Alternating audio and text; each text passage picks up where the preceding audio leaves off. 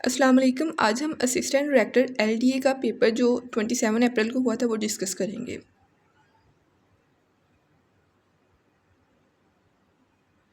पहला क्वेश्चन है गंडा सिंह बॉर्डर बिटवीन। गंडा सिंह का जो बॉर्डर है ये पाकिस्तान का जो इलाका है फ़िरोज़पुर और पाकिस्तान का इलाका जो कसूर है और इंडिया का इलाका जो है फ़िरोज़पुर उधर है। इंडिया में इस बॉर्डर को हुसैन वाला बॉर्डर भी कहा जाता है। और ये वाला जो बॉर्डर है, इसके अलावा जो वाघा बॉर्डर है वो लाहौर और अमृतसर के दरमियान है, पाकिस्तान का लाहौर उधर अमृतसर। इसके अलावा जो पाकिस्तान का ईरान के साथ बॉर्डर है उसको तफ्तान बॉर्डर कहते हैं और वो एक ही रास्ता है जो ईरान की तरफ जाता है। एक्सेल फार्मूला कैसे लिखते हैं, तो वहाँ पे जो भी ऑप्शन अवेलेबल थे उसमें ब्रैकेट का इशू था, यानी आपने कौन सी बड़ी ब्रैकेट लगानी है, छोटी लगानी है, कौन सी, तो इसमें सबसे छोटी ब्रैकेट जो होती है वो यूज़ होती है। Shortcut key to enter new line within a cell in Excel. Alt plus enter से आप न्यू लाइन ऐड कर सकते हैं। पूना पैक्ट, ये जो पूना पैक्ट हुआ ना एक्चुअली अगस्त 1932, तब क्या हुआ था कि ब्रिटिश गवर्नमेंट ने मुसलमानों के साथ साथ डिफरेंट माइनॉरिटीज़ को भी सेपरेट इलेक्टोरेट दे दिया था। लेकिन इस सेपरेट इलेक्टोरेट की वजह से जो गांधी जी थे उस वक्त, क्योंकि वो जेल में थे, तो वो हंगर स्ट्राइक पे चले गए थे। उन्होंने कहा था जब तक मेरी मौत नहीं आती मैं कुछ खाऊं पीऊँगा नहीं। तो गांधी जी को बचाने के लिए जो अछूत के एक लीडर थे अंबेडकर, उन्होंने एक पैक्ट साइन किया था जिसको पूना पैक्ट कहा जाता है। ये एक्चुअली 24 सितंबर 1932 को साइन हुआ था। तो ये अछूत या उछूत यानी जो अनटचेबल्स होते हैं ना, उनके लिए ये पैक्ट साइन हुआ था। First admiral of Pakistan navy, Pakistan navy के जो फर्स्ट एडमिरल थे ये जेम्स विल्फर्ड जेफर्ड थे। ये ब्रिटिश गवर्नमेंट के एक अफसर थे। इनके बाद जो कमांडर इन चीफ बने थे ना वो मोहम्मद सिद्दीक चौधरी थे, और जो सीन सी थे, जो चीफ ऑफ स्टाफ बने थे, वो मुजफ्फर हुसैन थे। Objective resolution propose which type of state, तो डेमोक्रेसी थी इस रेजोल्यूशन में। ये इस तरह के क्वेश्चन सीएसएस में करंट अफेयर पाकिस्तान अफेयर में पूछा जा चुका है कि ऑब्जेक्टिव रेजोल्यूशन किस डेट को पास हुई है, तो उसका करेक्ट था 12 मार्च। तो इसको आप अच्छी तरह प्रिपेयर कीजिएगा। 12 मार्च 1949 लियाकत अली खान ने ये पेश की थी। Which organisation promotes trade and foreign investment, जो फ्री ट्रेड और फॉरेन इन्वेस्टमेंट प्रमोट करती है वो वर्ल्ड ट्रेड ऑर्गेनाइजेशन है। इसका जो प्रीवियस नेम था ना वो गैट था, GATT। वर्ल्ड ट्रेड ऑर्गेनाइजेशन का जो हेड क्वार्टर है वो जनेवा में है और 1 जनवरी 1995 में ये वजूद में आई थी। इसके जो इसका जो सेक्रेटरी जनरल डायरेक्टर जनरल है ना, उनका नाम है Ngozi Okonjo. First Asian Games held in which country, India में पहली एशियन गेम्स हुई थी। एशियन गेम्स कौन कौन सी या कौन सी गेम किस कंट्री में हुई थी ये अहम होता है। जैसे ओलंपिक्स जो थी वो 1896 में सबसे पहली दफ़ा एथेंस में हुई थी और यूएसए ने सबसे ज़्यादा मेडल्स लिए थे। इसी तरह जो फीफा का वर्ल्ड कप था ये 1930 में यूरुग्वाई में हुआ था और उसी कंट्री ने सबसे ज़्यादा मेडल लिए थे।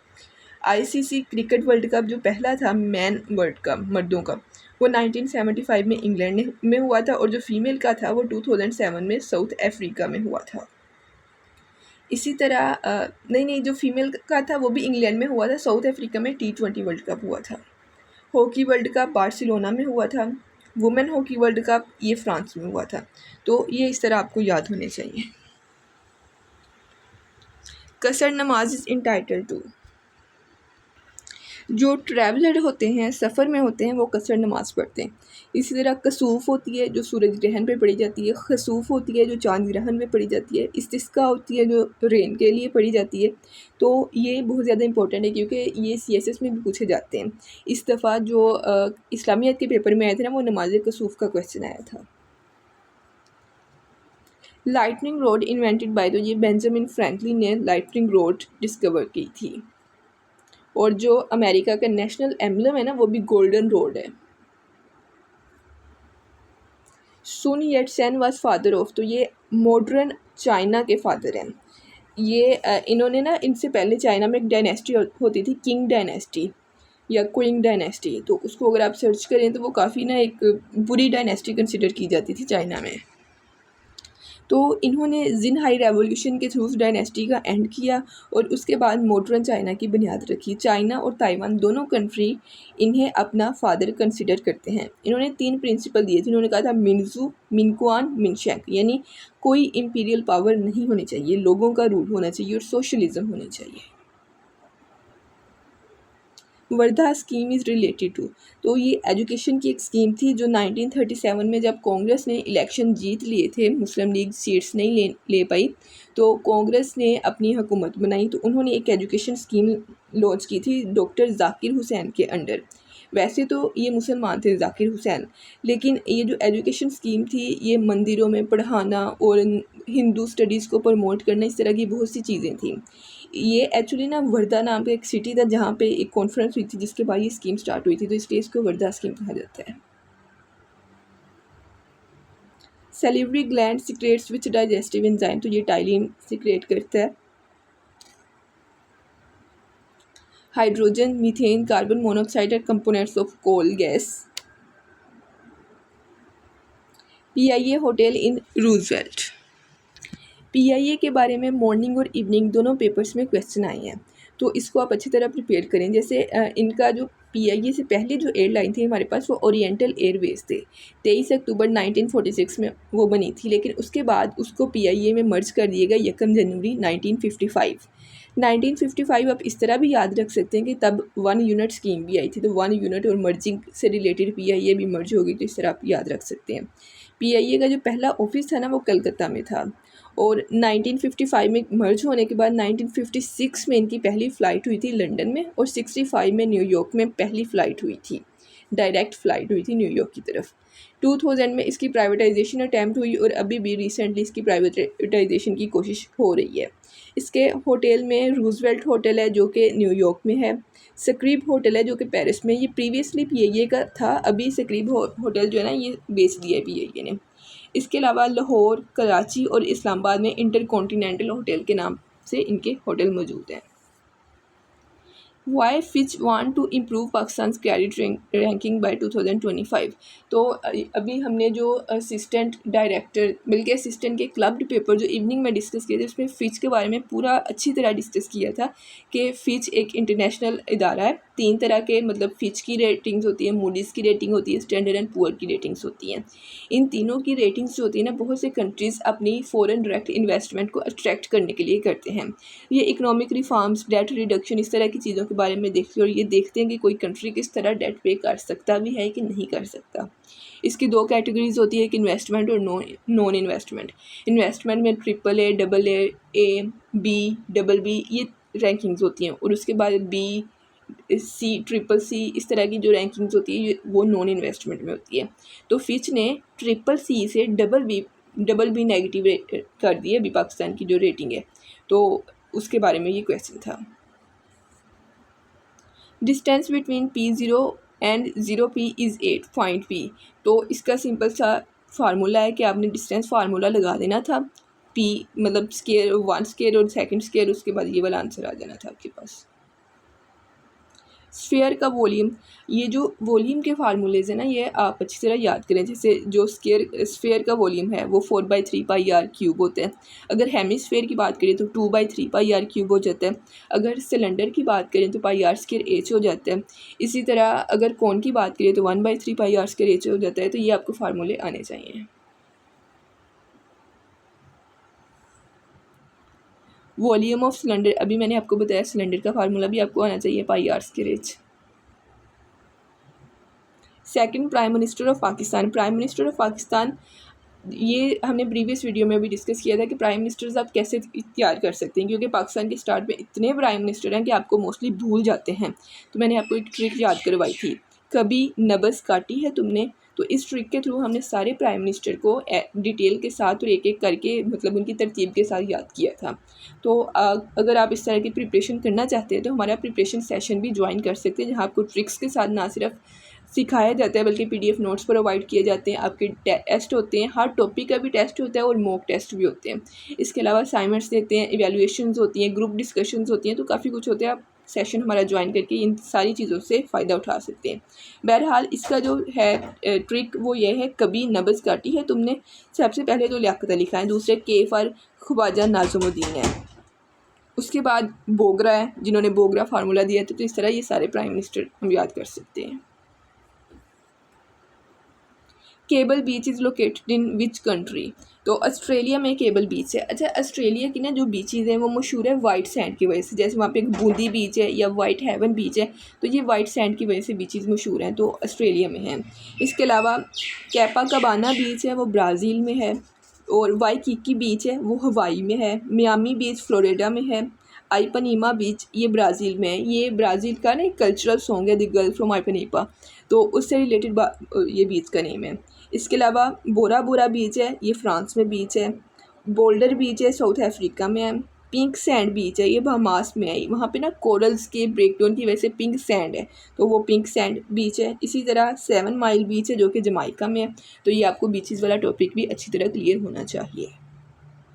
फर्स्ट अमीर ऑफ हज हज़रत अबू बकर सदीक रज़ी अल्लाह ताला अन्हु हैं। इनके बारे में नॉर्मली क्वेश्चन इस तरह आते हैं कि इनका जो रियल नेम है वो क्या था, यानी अब्दुल्ला बिन अबी कहाफ़ा, और उनकी पैदाइश कब हुई थी? 573 AD में। नबी पाक सल्लल्लाहु अलैहि वसल्लम की 571 में हुई थी, लेकिन इनकी 573 में हुई थी, यानी 2 साल छोटे थे।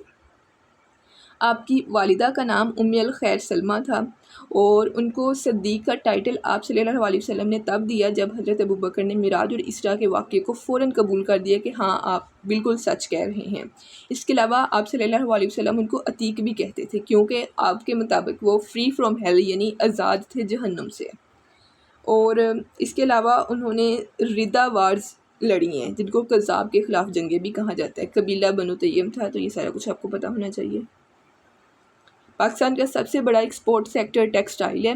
अच्छा, ये question economic survey of Pakistan से आते हैं कि सबसे ज़्यादा कंट्रीब्यूशन किसकी है, सर्विसेज सेक्टर की है, जीडीपी कितनी है, इन्फ्लेशन कितनी है, जो लिटरेसी रेट है 62.8%, सारा ये सारी चीज़ें आपको इकोनॉमिक सर्वे ऑफ पाकिस्तान में मिल जाती हैं। तो वो आप अच्छी तरह प्रिपेयर करें। अगर एमपीटी की तैयारी कर रहे हैं तो फिर तो ज़रूर करें, क्योंकि एफपीएससी का तो वो फेवरेट टॉपिक है। लेकिन अगर आप नहीं भी कर रहे हैं तो पीपीएससी भी इससे क्वेश्चन पूछ लेता है। ईयर ऑफ ग्रीफ 10 नबवी को कहते हैं जब हज़रत खदीजा और हज़रत अबू तालिब की डेथ हुई थी। लॉथ मीन हेट नफ़रत F1 की हेल्प के लिए यूज़ होती है।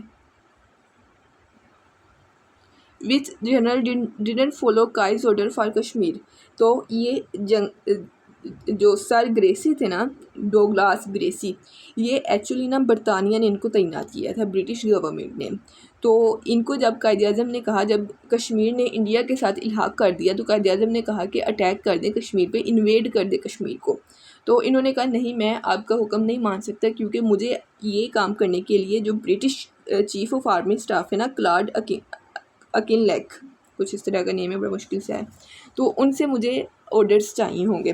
तो इस वजह से उन्होंने कायद-ए-आज़म के ऑर्डर मानने से इनकार कर दिया। लाइबेरिया का कैपिटल मोनरोवा है। कैपिटल्स बहुत ज़्यादा अहम है, पीपीएससी हर पेपर में एक तो वैसे पूछ लेते हैं, लेकिन कभी कभी 3-4 भी कैपिटल से क्वेश्चन पूछ लेते हैं।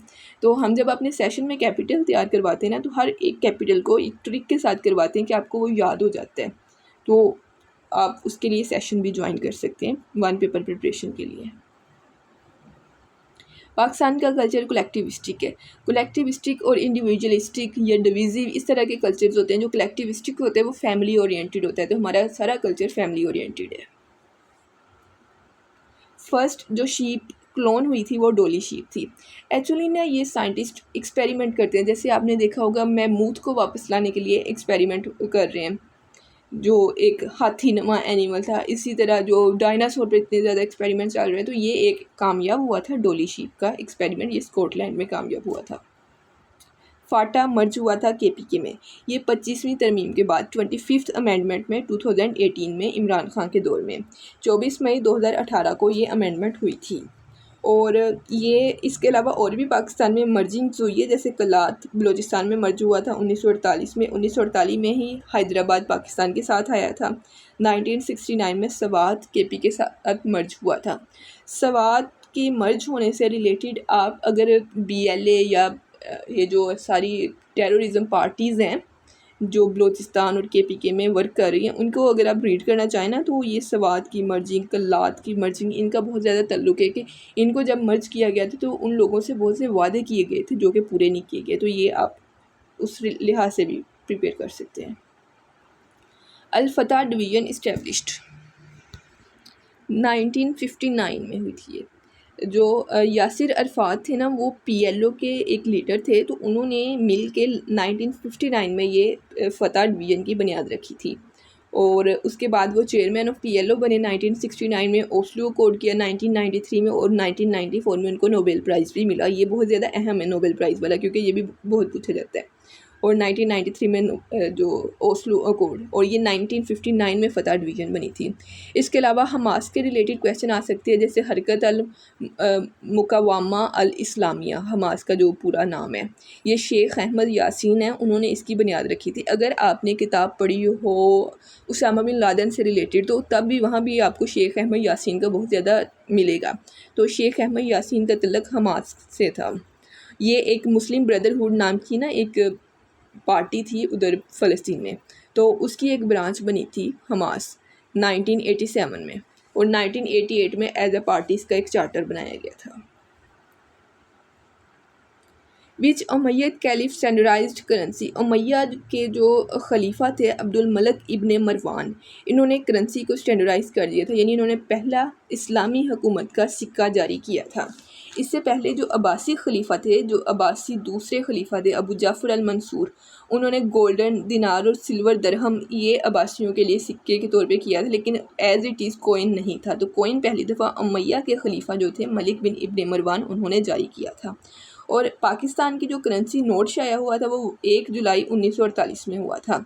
और जो पाकिस्तान के पहला करेंसी नोट प्रिंट किया गया था वो पाकिस्तान में प्रिंट नहीं हुआ था, वो ब्रिटिश की कंपनी थी डीला रुई, उन्होंने प्रिंट किया था, क्योंकि पाकिस्तान के पास प्रिंटिंग फैसिलिटी मौजूद नहीं थी।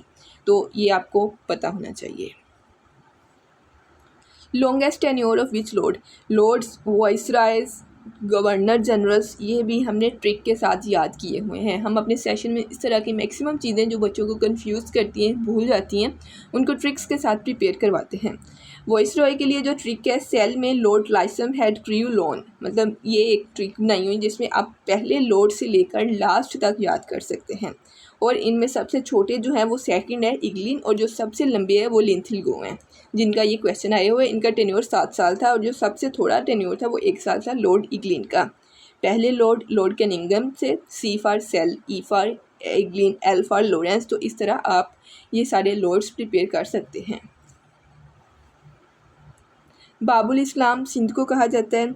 बाबुल यमन, ये यमनी दरवाज़ा काबा में है। इस तरह बाब आपको पता होना चाहिए। गेटवे ऑफ पाकिस्तान भी सिंध को कहा जाता है। ये EST में भी क्वेश्चन आया था, यहाँ भी क्वेश्चन आया है, ये एक्साइज वाले पेपर में भी सवाल आया था।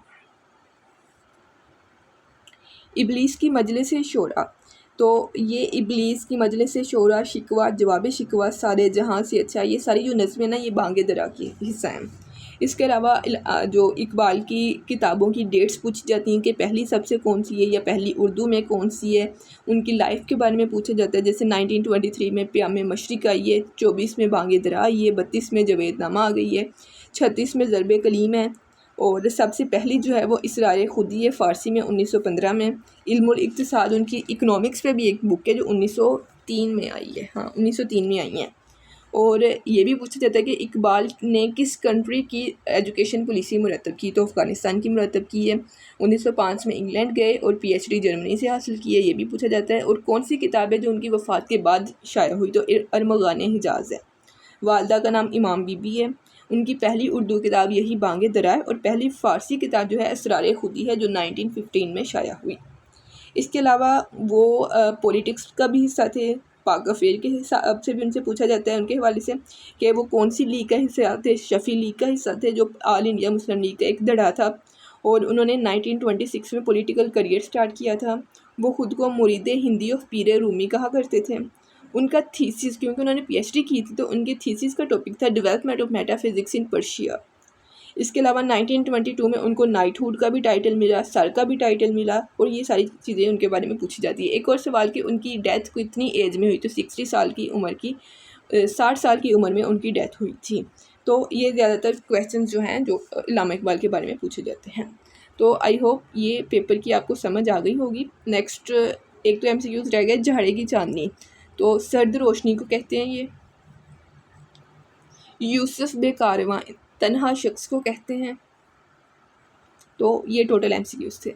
तो आई होप आपको इनकी समझ आ गई होगी। अगर आप हमारा सेशन ज्वाइन करना चाहते हैं तो यहाँ पे कॉन्टैक्ट नंबर भी दिया हुआ है, व्हाट्सएप का लिंक भी अटैच कर देंगे, वहाँ से आप सेशन ज्वाइन कर सकते हैं। और कोई भी आपको हेल्प चाहिए हो तो आप हमारा व्हाट्सएप ग्रुप भी ज्वाइन कर सकते हैं। Thank you very much.